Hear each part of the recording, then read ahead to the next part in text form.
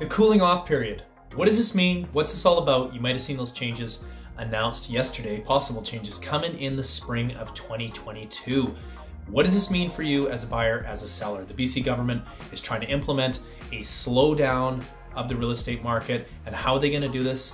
They're considering bringing in a rescission period on resale homes. So currently when you go buy a brand new home, you get what's called a rescission period, approximately 7 days to read the disclosure statement, become familiar with the complex, and make an informed decision if you're comfortable removing your subjects and moving forward.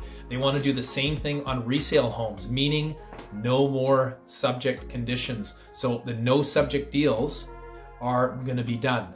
Everything has to have a rescission period. Every single offer has to be given time to think about if the buyer wants to move forward or not. Now, what's my thought on this? I think this is a terrible idea. It's going to be very confusing for sellers to decide what offer they're going to take, because there are going to be so many buyers out there randomly sending out offers, tying up multiple properties, possibly at once, and it's going to cause a lot of confusion. As a buyer, you'll be able to go out there, write on a deal over here, write on a deal over here, because you have the rescission period where you technically could step aside if you're not happy and not comfortable for whatever reason. There needs to be some kind of recourse by the BC government if they implement this. There needs to be some kind of possible penalty if they implement this, because if you're buying something and you're backing out because you don't have an inspection or don't have financing, well, what's the reason that you're stepping aside? Simply saying I don't like it is not good enough. This is going to be confusion for sellers.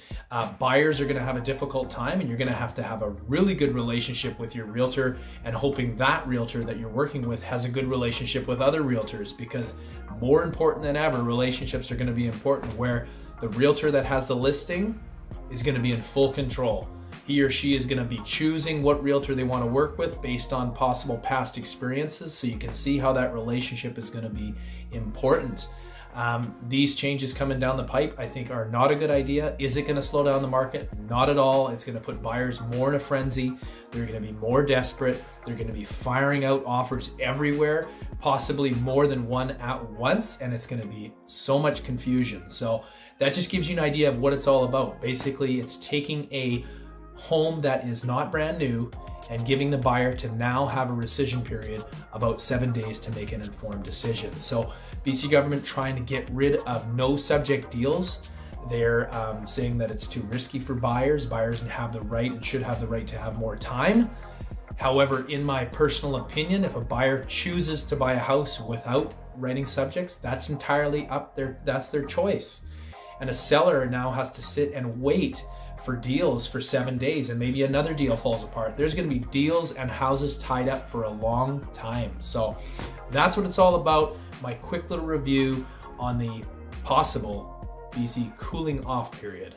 Thanks, guys. If you like this, subscribe to the channel, like the video. I appreciate all of you. Take care.